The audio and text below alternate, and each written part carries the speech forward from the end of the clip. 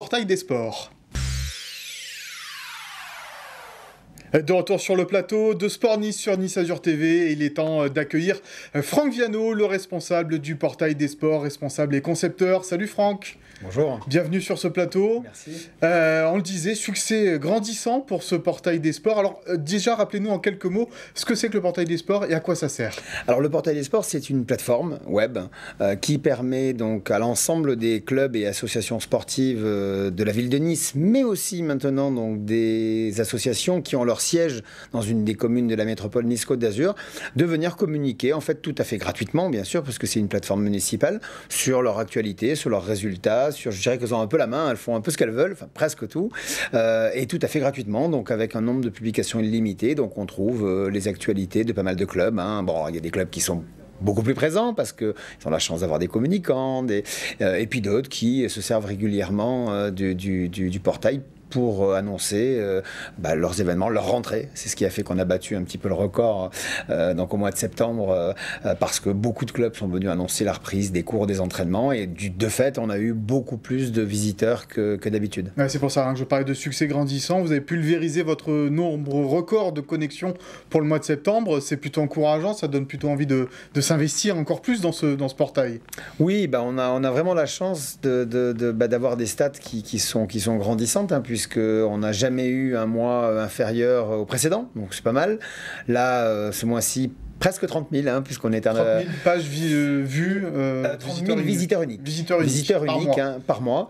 Donc on est presque à 29 700 si mes souvenirs sont bons. Donc oui, on est très content parce que c'est vrai que ça permet au club de communiquer, mais ça permet aussi à nos internautes de trouver l'information. Pas toujours simple de trouver de l'information sur le sport à Nice et sur la Côte d'Azur. Donc on espère... Michel en sait quelque chose.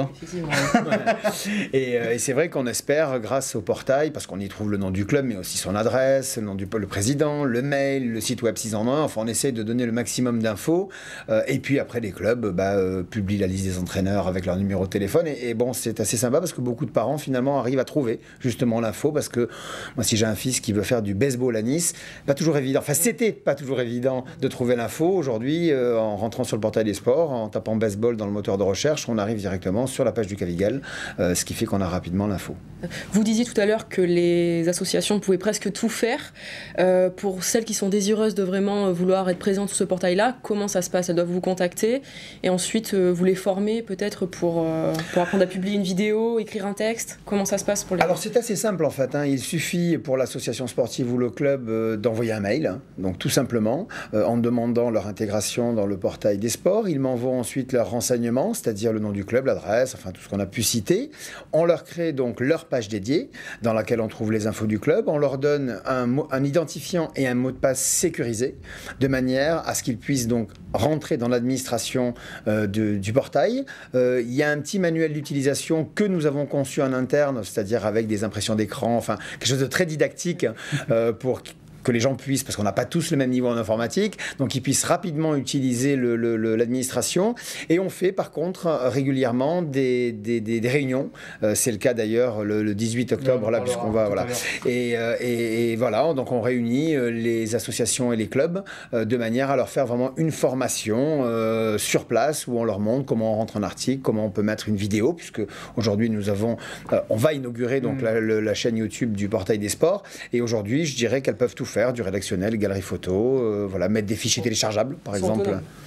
Elles sont tout à fait autonomes. Alors, je précise quand même qu'elles n'ont pas la main directement sur le portail, c'est-à-dire qu'elles proposent leur article à la publication. On ne fait qu'une relecture, on n'est pas là pour faire de la censure. D'ailleurs, jamais aucun article en 3 ans n'a été retouché. Donc je dois féliciter tous les clubs parce que c'est pas toujours évident, on ne s'entend pas toujours à merveille, je veux dire. Et là, en tous les cas, c'est un portail web, c'est pas un ring of box. Et et ensuite, il suffit qu'elles rentrent dans le portail et qu'elles rentrent leurs informations. Alors ça marche tellement bien, vous l'avez évoqué tout à l'heure, que vous avez décidé de l'ouvrir à l'ensemble des clubs sportifs de la métropole Nice-Côte d'Azur, plus uniquement seulement la ville de Nice. Tout à fait, qu'on soit un club à Villefranche, change qu'on soit un club à Saint-Laurent ou à Cagnes. Aujourd'hui, on peut venir communiquer sur le portail des sports. On peut aussi être contacté, parce qu'il ne faut pas oublier que sur le portail des sports, nous avons une page contact qui permet de contacter l'ensemble des clubs qui font partie du portail des sports, avec un petit formulaire mail qui va directement donc, à l'adresse qui nous a été donnée par le club. Donc l'idée, voilà, c'est aussi de proposer un espace de rencontre. Hein. Je crois qu'aujourd'hui, les clubs vivent un peu, et tous sports confondus, vivent un peu tous dans leur coin. Je crois qu'il serait peut-être intéressant que des clubs se rapprochent pour peut-être imaginer l'organisation de tournois ensemble, pourquoi pas donner un coup de main. Hein. Moi, je suis un club de football, je fais un tournoi, peut-être que le club de hand du coin va peut-être me donner un coup de main, et du coup, j'irai donner un coup de main. Je crois que c'est bon de pouvoir se regrouper, et l'idée du portail des sports, c'est aussi de pouvoir permettre ça. Ouais, et combien d'associations aujourd'hui, combien de clubs sportifs présents sur le portail des sports? Alors aujourd'hui, on est à 1180 clubs donc sur le portail, sachant qu'après, il y a des clubs qui sont omnisports, hein, donc la SPTT, la SBTP, voilà. Et si on rentre donc l'ensemble des clubs, puisque moi j'ai déjà commencé un petit peu, effectivement, à regarder un petit peu ce qui se fait, on devrait monter à peu près à plus de 3000 clubs, quoi. Donc c'est intéressant, et puis qui dit club qui rentre, dit information qui va, voilà. Et puis c'est vrai qu'on a une chance maintenant d'être très bien référencé, parce que je crois qu'aujourd'hui quand... J'ai regardé, sur Google, quand on tape, enfin sur un moteur de recherche, pardon, bien connu, quand on tape le portail des sports, on tombe tout de suite sur le portail des sports de la ville de Nice. Alors non seulement quand on tape portail des sports, on y tombe dessus, mais si on tape le nom d'un club, ou si on tape le nom d'un sport avec le mot Nice, il y a quand même une chance sur deux d'avoir le premier lien. Pourquoi ? Parce qu'on est devenu partenaire de Google Actualité, puisqu'aujourd'hui le portail des sports est reconnu comme un média. C'est la première fois que Google accepte de prendre un média, je dirais municipal, en tout cas de collectivité, et c'est très bien parce que du coup, les clubs qui rentrent leurs informations, elles ont la quasi-certitude d'être en première page de Google avec les mots-clés qu'elles utilisent dans leur titre. Donc les formations servent à ça, on leur explique que voilà, il faut mettre le nom du club, il faut mettre le nom du sport, il faut voilà, de manière, et du coup elles pilotent un peu leur référencement. Quand on sait ce que coûte aujourd'hui le référencement sur le fameux portail que vous avez cité, c'est une bonne solution pour les clubs, parce que c'est vrai que les clubs n'ont pas toujours les moyens de se payer des communications efficaces et à grande échelle. Ouais. Et puis on sait pertinemment que nos amis journalistes et ficanas parisiens viennent très souvent jeter un œil et savoir un peu ce qui se passe. Donc c'est bien parce que ça permet au club de communiquer vers ces gens-là. Et de garder le contact avec l'extérieur aussi. Qui ne sont pas facilement accessibles. Ouais, absolument. Vous parliez de moyens, faut préciser, c'est gratuit. Voilà, pour les clubs qui veulent...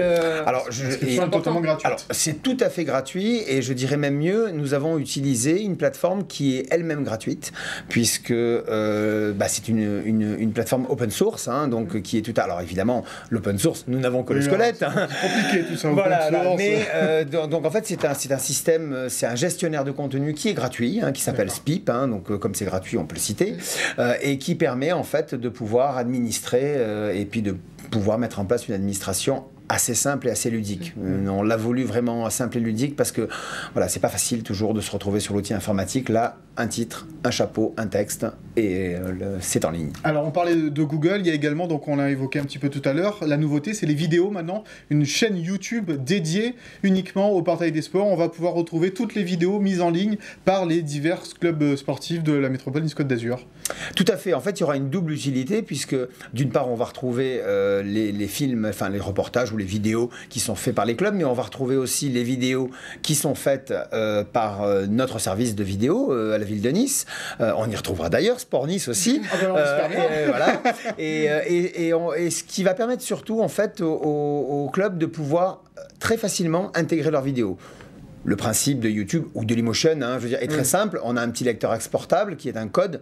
On va simplement copier-coller ce code dans le corps de l'article, et c'est assez magique. On aura la vidéo qui va apparaître, parce qu'au départ on pensait nous pouvoir mettre cette plateforme en place, mais c'est vrai que les vidéos, vous connaissez ça, c'est très lourd, puis bon, il y a des gens qui se rendent pas compte que 40 minutes de vidéo ça pèse une tonne, et donc le fait de le faire sur YouTube, ça nous élimine tout ça, et ils pourront très facilement mettre de la vidéo. Comment faire pour encourager les clubs qui publient moins, les associations sportives qui publient moins, à y aller, à publier encore plus sur le portail des sports ? Alors nous, on a nos petites techniques, bien évidemment. On a notre newsletter déjà qui part tous les lundis. Il est bien évident qu'on va quand même récompenser les clubs qui viennent très régulièrement mettre de l'information, donc on les retrouve assez souvent. On a des clubs aujourd'hui qui nous appellent et nous disent j'aimerais bien moi être sur la newsletter. Alors il faut y aller il faut mettre du contenu. On a ça, on a donc nos fameuses réunions, donc on organise assez régulièrement. En moyenne, c'est 2 fois par an à peu près, où on leur explique un petit peu comment ça fonctionne et où on a une petite animation PowerPoint qui avec un petit classement, même un petit podium, donc avec les assos qui sont vraiment en tête. Ouais. Et c'est vrai que c'est le sport. Donc quand on voit des gens qui sont premiers, on a aussi envie la prochaine fois d'être sur le podium avec la SPTT, avec l'ONN, avec ceux qui ont plus de facilité quand même à communiquer. Rappelez-nous la prochaine réunion d'information, c'est bientôt, Franck. Alors la prochaine réunion d'information, en fait, ça va être une double réunion puisque ça sera le jeudi 18 octobre à la maison des associations Garibaldi. Étant donné que nous avions des associations qui avaient des difficultés, soit à venir le soir, soit l'après-midi, on a trouvé la solution, c'est qu'on va faire une double réunion. La première de 14h30 à 16h30 et la deuxième de 18h à 20h où on pourra donc avoir tous les renseignements, s'inscrire si on n'est pas encore inscrit.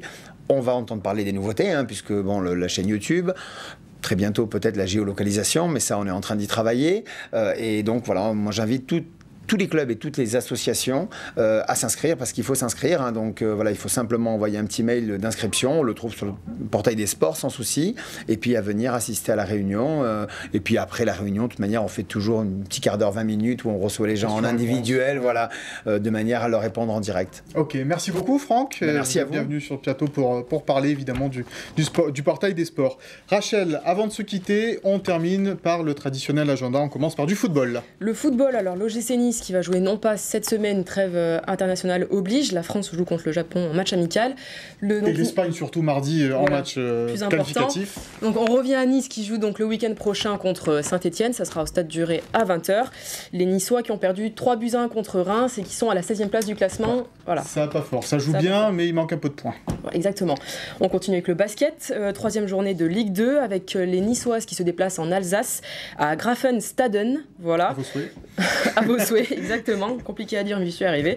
Les Niçoises qui sont toujours invaincus en championnat, 2 matchs et 2 victoires. Du hand avec les hommes en particulier. Les hommes en particulier qui se déplacent à Belfort et les hommes qui ont remporté le derby azurin la semaine dernière contre Villeneuve-Loubet d'un petit point, 25-24. Un point, ça suffit. Les femmes ?